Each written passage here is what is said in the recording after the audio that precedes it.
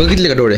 आता पुष्पा भाऊची झलक तुम्ही तर बघितली, आता आम्ही निघतो बघायला. मग काय आपल्या अभि भाऊला कॅमेरा पण देऊन मी लगेच गाडी बाहेर काढली. आता तुम्हाला आणखी एक विषय सांगतो. तर कसं आहे, आपल्याला निघायचा आला येळ आणि त्यात आपला शो आहे 6चा, म्हणजे समजतंय ना.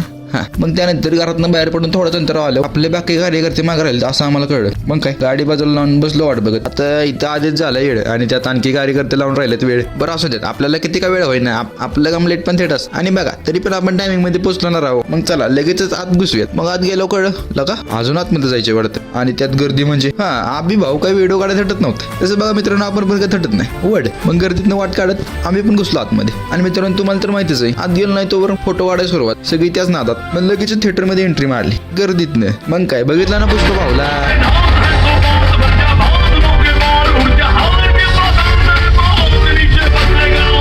Pushpa, pushpa, pushpa, pushpa, pushpa, pushpa, pushpa, Raj.